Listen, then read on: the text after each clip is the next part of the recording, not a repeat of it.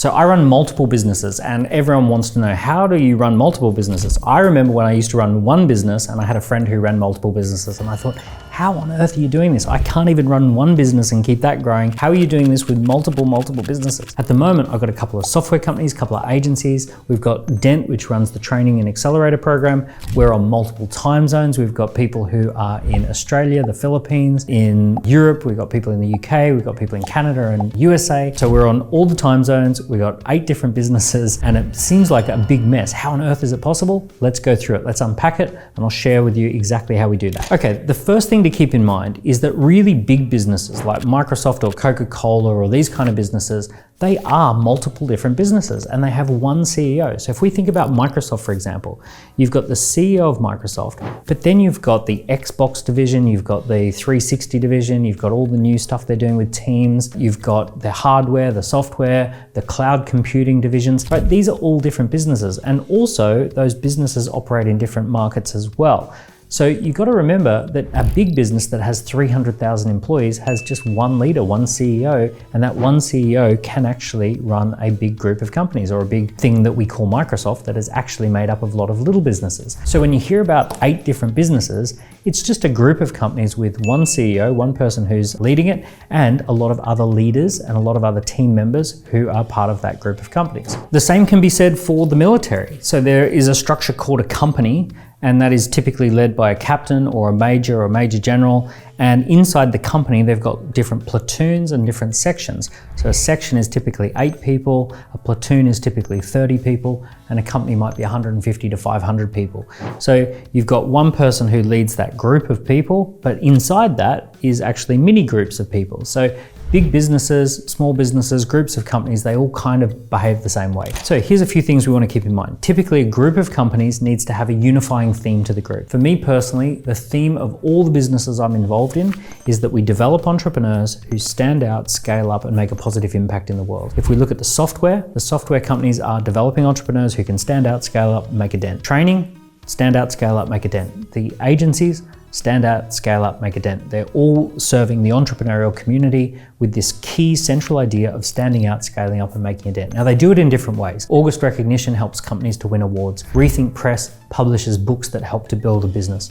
Bookmagic.ai is an AI platform software that helps people to structure a book and write a book. So it's a bit of an ecosystem around a unified theme. So if you're going to have multiple companies, you want to figure out what is the unified theme for what we do. If we take a big example like Virgin, Richard Branson's there setting the tone, and Virgin's theme is that we champion customers, we shake up old industries, and we create a really fun place to work where people enjoy interacting with the team. And whenever they shake up an old industry by championing customers and creating a fun place to work, they win. And whenever they try and do something that doesn't fit with that formula, like being a high-tech company or a company that's doing something that's groundbreaking, they tend to lose money on that. But they're really good at doing what they're really good at, which is shake up old industries, champion customers, create a fun place to work. So it's really important that you understand what is the unifying theme of your group of companies if you're going to have a group of companies. The next thing you want to think about is how you're going to structure the team. So here's what I believe is one of the best ways to structure the team if you're going to have a group of companies. You want to centralize a couple of key roles. For me, I think centralizing the CEO and CIO role is essential. The CEO is the Chief Executive Officer, or in my language, the key person of influence for the group, the person who's going to be the face of the group of companies. So that's me, right? So I'm the CEO, I'm the face of the business, I'm the key person of influence for my group of companies. The CIO or the CFO is going to be the Chief Information Officer or the Chief Finance Officer. So essentially this person is going to have their finger on the pulse when it comes to the numbers. So if they're a CFO, it's more about the finances and the numbers. If they're a CIO, it's more of a holistic picture of the data. The CIO is going to bring you all the data so that you're in a position to make data-driven decisions, data-driven choices.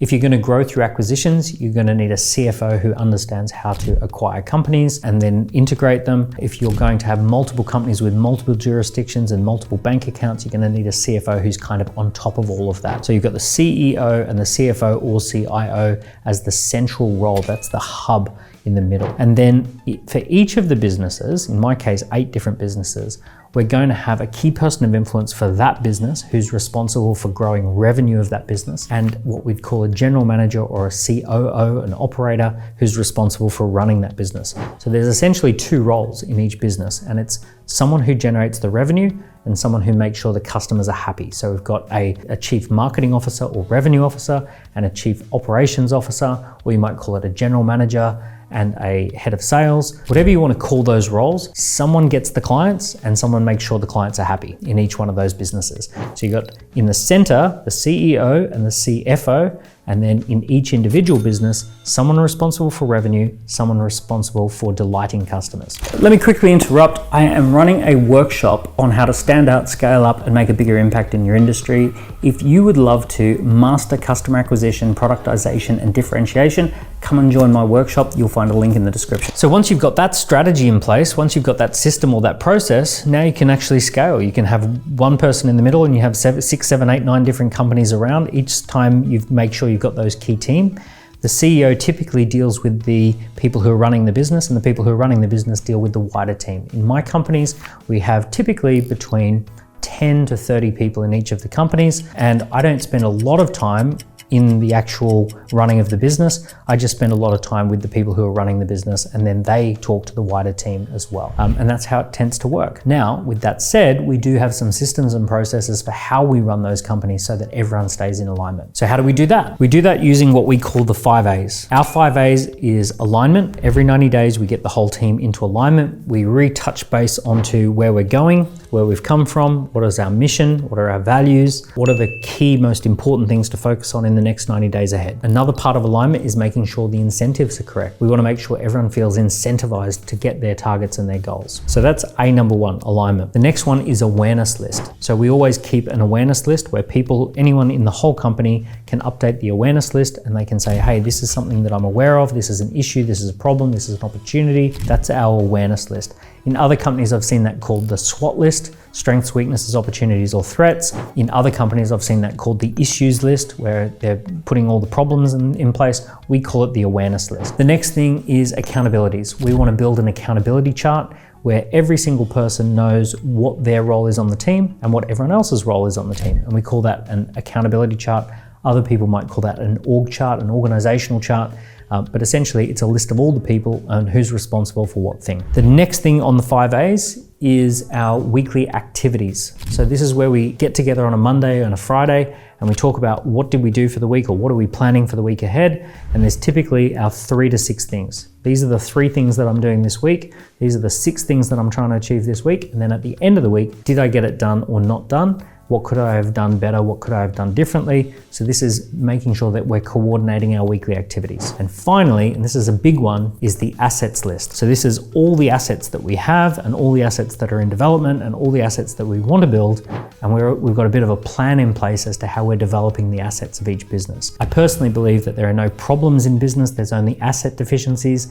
Every problem is an asset deficiency. If something's not the way you want it, we need to build the asset that will get it the way that you want it. And the team's responsibility is to work together to identify and build the assets that are missing. Those are the 5 A's that we use to get the whole team aligned and performing. So we've got a team structure, which is central and business specific. We've got the 5 A's, which is how we run the operating model of the businesses. And then we've got the unifying theme of the group. And if you get those things right, you can actually have a pretty decent group of companies, and they're all performing. So I hope you enjoyed this video. In the comments, I'd love to hear from you. What stood out for you? What was missing in your knowledge, or what was a key idea that you think you'll use? I'd love to get that feedback in the comments below, and forward it on to a friend who you think has the capacity to grow their group of companies as well. Give this video a like, give it a subscribe, and I look forward to seeing you soon.